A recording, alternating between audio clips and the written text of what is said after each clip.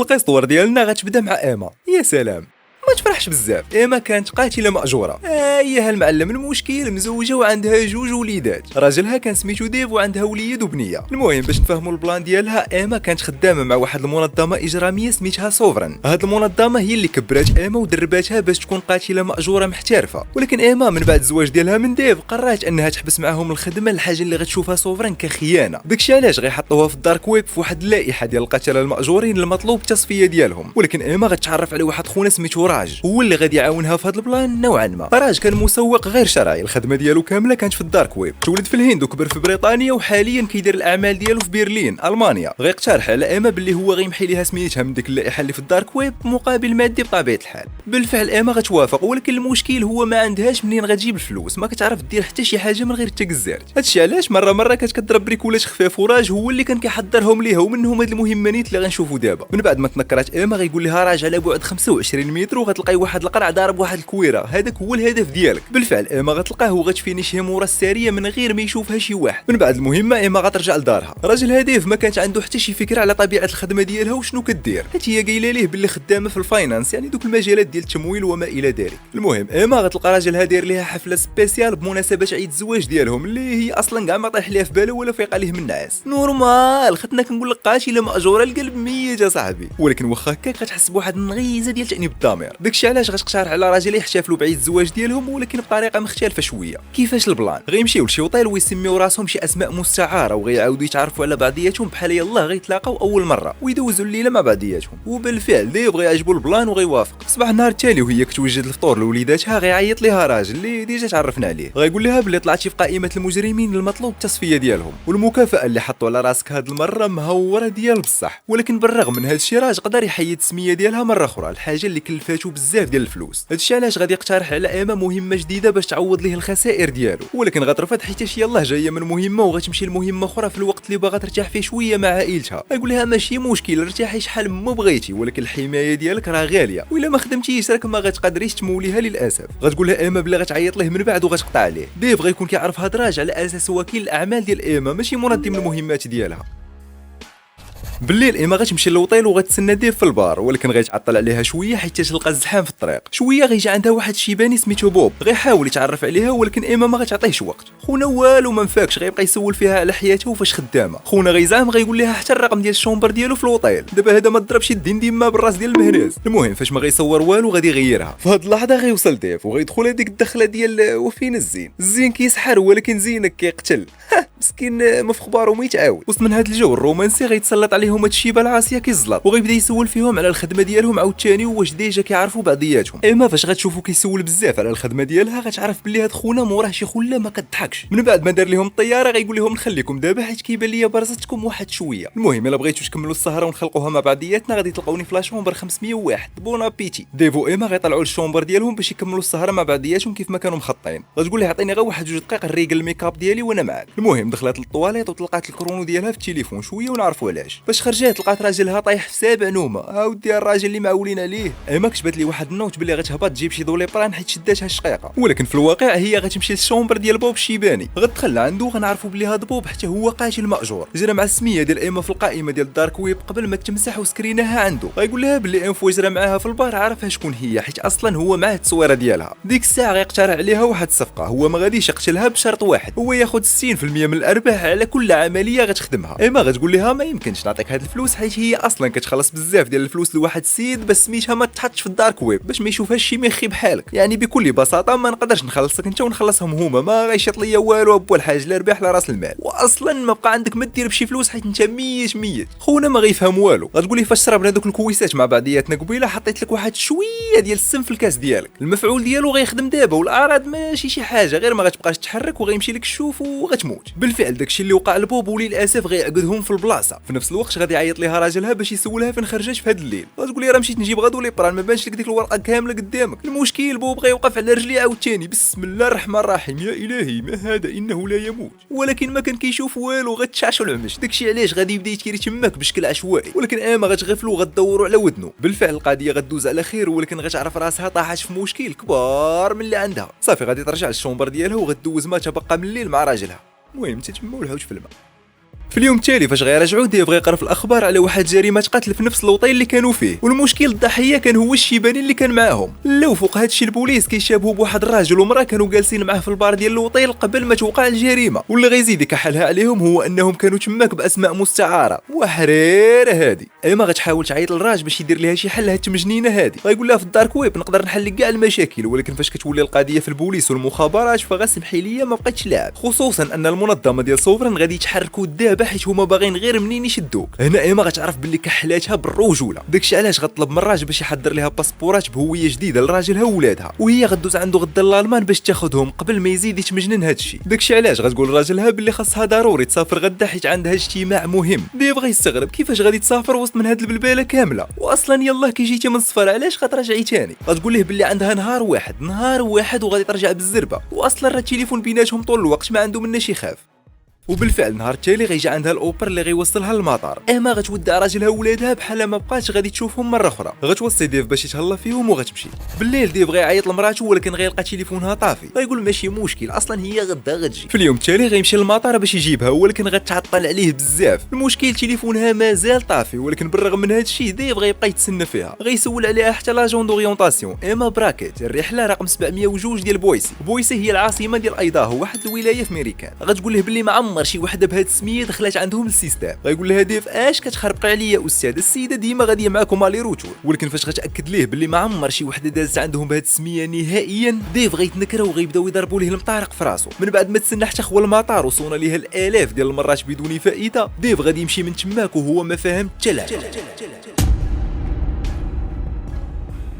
وهو خارج غيتبعو واحد خونا وغتفراني قدامه طوموبيل كحله معاك البوليس ديال نيويورك المعلم قسم جرائم القتل. بالفعل غيديوه معاهم. ديك الساعه ديف ما عندوش شي حل من غير انه يعاود لهم البلان من الاول، غيقول لهم باللي ما عندهم حتى علاقه بهذا الشيباني. هما مشاو للوطيل باش يحتفلوا بعيد الزواج ديالهم حتى تسلط عليهم كي الزلط، دوجا معاهم في الهضره شويه وشرب معاهم كويسات. من بعد كل واحد غيرها للشومبر ديالو. من بعد غتدخل عندهم واحد العامله خاصه من مكتب التحقيقات الفيدراليه سميتها غوين كارفر. ديف مع غيشوفها غيعرف باللي موراها شي خله ما كتضحكش. المهم غيبداو يسولوا فيه شحال من عام وهو مزوج بمراته وشحال عندهم ديال الاولاد وواش فايت ليه شاف مراته شي تصرفات غريبه من قبل. غيتبخوا ليه راسو بالاسئله ديال بصح. طبيعه الحال ديف ما غيفهم والو وغيسولهم علاش هادشي كامل. غيجبدوا ليه واحد الورقه فيها واحد البنت سميتها ايما رايبرن نفس السميه والكنيه ديال مراته، وغيقولوا ليه باللي هاد السيده ماتت 8 سنين دابا في نفس العام اللي تزوجتي فيه بمراتك. ديف ومازال ما فهم حتى وزه من هاد التمجنين كامل. هنا غتدخل هاد الزعره وغتشرح ليه البلان، غتجبد ليه تصويره الشيباني ديال الوطيل وغتقول ليه باللي هذا قاتل مأجور خطير مرتكب اكثر من 30 جريمه قتل دوليه، وهو جا عندكم داك النهار خصيصا باش يقتل لك مراتك. هنا زعما ديف يكون فهم شي حاجه، والله ما فهم وزه بالله. هادشي ما بغاش يدخل ليه المخيخ ديالو. غيزيدوا ياكدوا ليه داكشي بالدلائل وغيجبدوا ليه الصوره ديال الراجل، يقول لهم باللي هذا المناجر ديال مراتي بكل ثقه في النفس، ولكن غيوضحوا ليه باللي سميتو راجين دارباكشي كيخدم في اي حاجه غير شرعيه، تهريب والتبييض والتجاره في البشر والاعضاء ديالهم وفي جميع انواع المخدرات، وللاسف كيتعتبر هو المشرف ومنظم مهمات الاغتيال ديال مراتك. غتقول لي انا عارفه الصدمه غتجيك قويه، ولكن مراتك راه قاتله ماجوره سميتها الحقيقي انا بيلر، مطلوبه بتهمه القتل الماجور في عده قارات، وحنا حاليا بغيناك تعاوننا باش نشدوها. المهم من قوه الصدمه ديف الهضره ما غتبقاش تخرج ليه، داكشي علاش غيخليوه يمشي في حاله حتى يتهدن. مورا ما غيرجع ديف للدار غيطرق الباب بكاع القفوله اللي فيه. خونا ولا منكري من مراته من بعد ما عاش معاها 8 سنين، غيبدا يقلب ليها تماك في حوايجها لعل يلقى شي دليل اللي كيتبت داكشي، ولكن ما غيلقى حتى حاجه. غيهبط لاكافي يكمل تقلاب، وبالفعل غيلقى تماك واحد الصندوق ثقيل غيفرق عليه القفل. والصدمه ديالو فاش غيلقى بزاف ديال لي باسبور ديال بزاف الدول وبهويات مختلفه، ولا غيزيد ياكد ليه باللي مراته بالفعل قاتله ماجوره هي فاش غيلقى سنايبر اساسينيشن في الصندوق لتحت. هنا دايف غيبرد ليه الماء في الركابي وما غيبقى عارف راسو باش تبلع.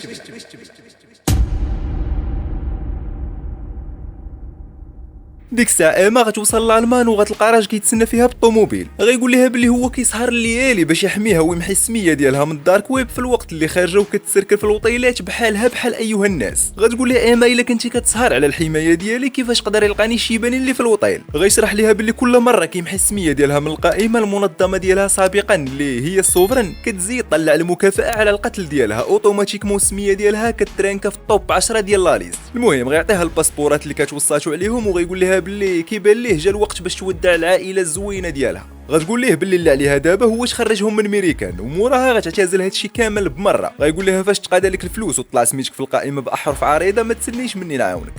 ديف غتجي لعندو العميله كارفر للدار ديالو باش تكمل معاه التحقيق، ومن هاني تعاونهم باش يلقيو القبض على مراته. غتقول ليه شوف حنا عارفين باللي ما غاديش تستوعب هادشي، عارفينك كتبغي مراتك ومدوز معاها 8 سنين ديال العشره، ولكن الله يرضي عليك نفكروا شويه بمنطقيه. مراتك راه قاتله ماجوره صاحبي، ما كتعرفش شنو هو الحب والتعاطف، هي تزوجات بك غير باش تستر على الجرائم اللي كدير. وثق بيا نهار مراتك غطيح فراه اول واحد غيضر هو انت وولادك. ديف في ديك اللحظه تخربقوا ليه البارامتر ديال مخو، مراته الوحيده وموت ولادو طلعات قاتله، 8 سنين وهو مقلوب عليه القفه، 8 سنين وهو عايش مع قاتله تحت سقف دار وحده.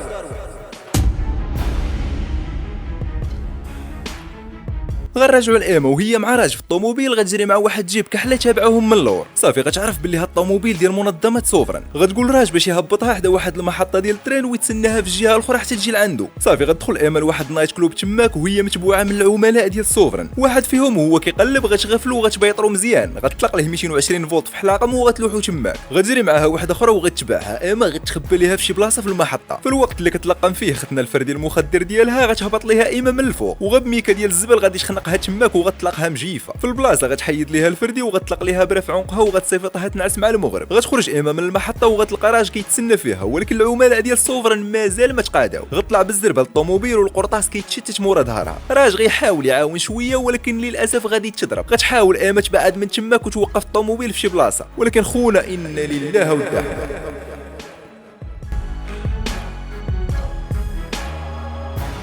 ايما غتحط في موقف لا يحسد عليه، خسرات كلشي ابتداء من راجلها وحتى السيد اللي كان معاونها باش تبقى في امان مع عائلتها. شويه غيصوني التليفون ديال الراجل، والصدمه فاش غتلقى النمره ديال راجلها اللي لقى النمره ديالو في واحد الكارت فيزيت كتجمع الاغراض اللي في الصندوق. غتجاوب ايما وغتسولو واش كان غير بوحدو في الدار. غينقص ديف من بلاصتو وغيقول لها باللي غير بوحدو. غتسولو منين جاب هاد النمره، غيقول لها منين جبتها من واحد الصندوق ديال مراتي اللي مخبيه فيه الدوزان ديال القتل ديالها. من انت بحق الجحيم. ايما ما بقى عندها ما تبرر فاش غتاكد باللي راجلها عرف الحقيقه، فغطلب منه السماحه وصافي. غيقول لها علاش غادي نسمح لك، حيت هربتي وخليتي ولادك، ولا حيت 8 سنين وانت كتكذبي علينا. من بعد 8 سنين عباد الله لقيت راسي ما عارف حتى حاجه على مراتي، وحتى السميه ديالك مزوراها قاد دايم.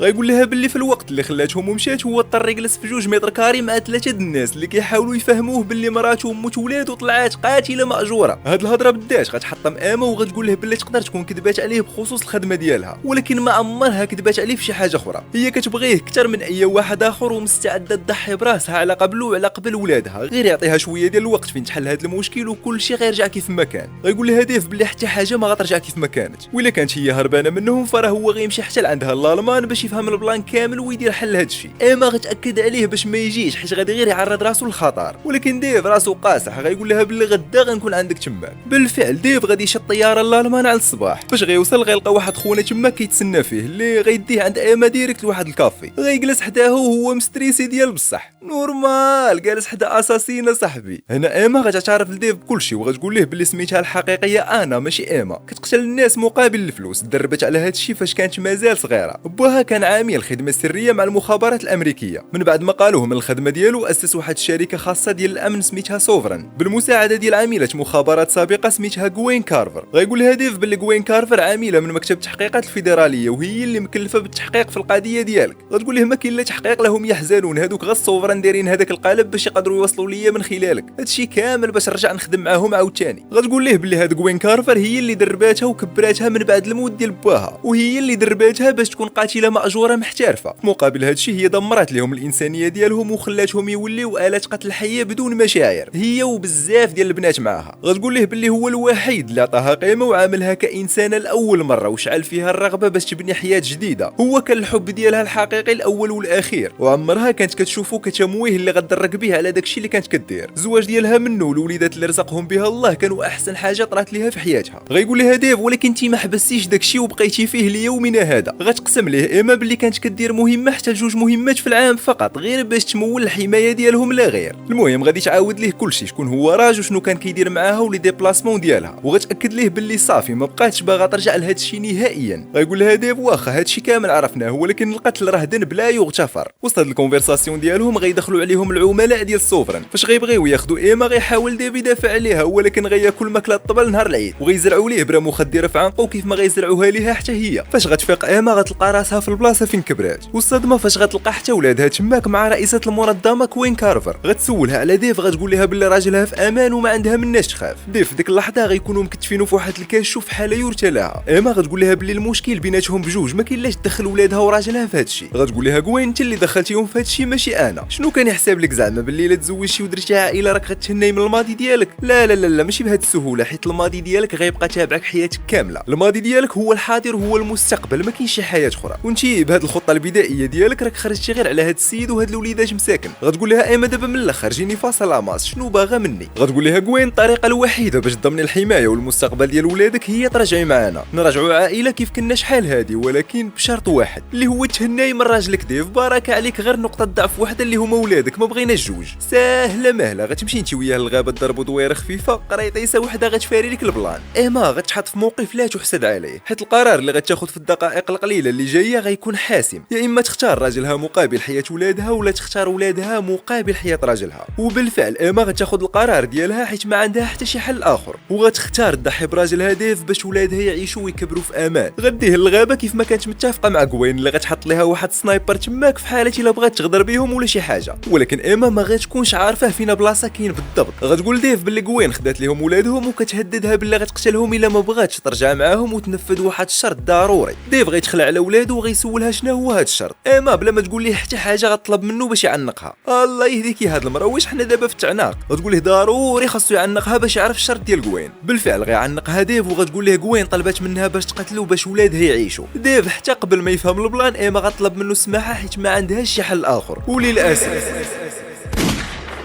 ايما غتقتل ديف بدم بارد بحال ما عمرو كان راجلها كاع. موراها غتجي وحده من العملاء ديال المنظمه باش تاخذ الجثه ديالو، وهي جايه غتشوف جهه اليسار وغتعلمهم باللي المهمه تمت بنجاح. هاد الشيء كيعني باللي السنايبر ديالهم كاين في ديك الجهه بالضبط. داكشي علاش غتدرق عليه بالشجره. غتستغل ايما الفرصه فاش ختنا غتشكى، غتحيد ليها الفردي وغتشيري ليها قرطاسه في راسها. سنايبر باقي كيحاول يقلب على ايما حتى غتوقف قدامه على غفله مع السلام عليكم وعليكم السلام. ولكن بلاتي كيفاش البلان؟ ياك ايما اختارت المنظمه على قبل ولادها على السيره تقتل فيهم دابا. في هاد اللحظه بالضبط غادي يفيق ديف. يا الهي انه لا يموت. ويلي يا صاحبي، يلا عاد شفنا القرطاسه تقبات ليه كرش وخرجت من ظهره. وهنا غيبدا يتفكر الهضره اللي قالت ليه ايما قبل ما تشيري فيه. قالت ليه باللي كوين طلبات منه باش تقتلو، هي ما غاديش تقتلو بطبيعه الحال، ولكن خاصهم يمثلوا باللي هي بالفعل دارت هاد الشيء. داكشي علاش غتشيري ليه قرطاسه في جنبه بلا ما تقيس الاعضاء الحيويه ديالو، يعني في اسوء الحالات غادي يوقع عليه غير نزيف خفيف وصافي. ديك الساعه ايما غترجع عند ديف باش تفيقو وغطلب منه السماحه اجين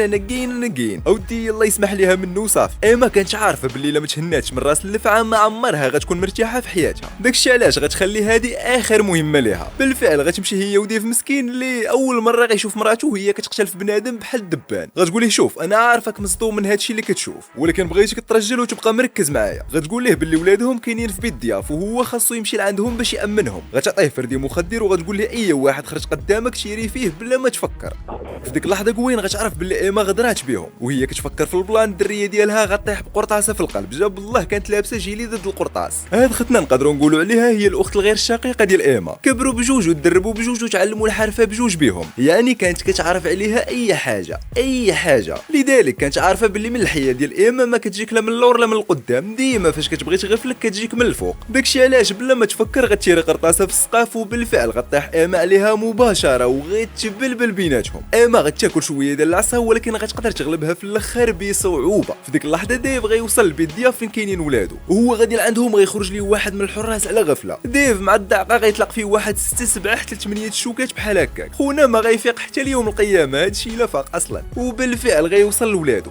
كوين فاش غتعرف راسها وصلتها العافيه غتهز السلاح وغتقصد الغابه، ولكن مع من هي غتقول لها ايما باللي كاع الاتباع ديالك ماتوا بقيت غير انا وياك، يا غتقتليني يا غنقتلك. غتقول لها كوين ما كاين لاش نوصلوا لهذا الشيء كامل، نسيتي شكون اللي رباك من بعد الموت ديال باك، شكون اللي كبرك ووصلك لهذا النيفو اللي انت فيه. غتقول لها ايما لا تبارك الله ونعم التربيه. غتشابك بيناتهم قرطاس، ولكن ايما غتكون مخبيه مزيان لدرجه ان كوين غتبدا تشتت في القرطاس بشكل عشوائي حيت ما عارفاهاش فين كاينه. فاش غتعيا وما غتصور والو غتضربها بدرديكه، وهي هربانه غتنقد عليها ايما على غفله وغتطلق لها قرطاسه في كرشها. داكشي مع غتقول لها ما كرهتش نبقى حداك وانا كنشوفك كتلف ديال الانفاس الاخيره ديالك، ولكن امصوري عائلتي كتسنى فيا. وبالفعل اخيرا ايما قدرت تحقق الانتقام ديالها. غترجع عند ولادها وراجلها وغتقول له باللي صافي كل شيء سالا وما بقى عندهم مناش يخافوا. ايما غتبدا صفحه جديده وغتعيش ما تبقى من حياتها بامان مع الاسره ديالها.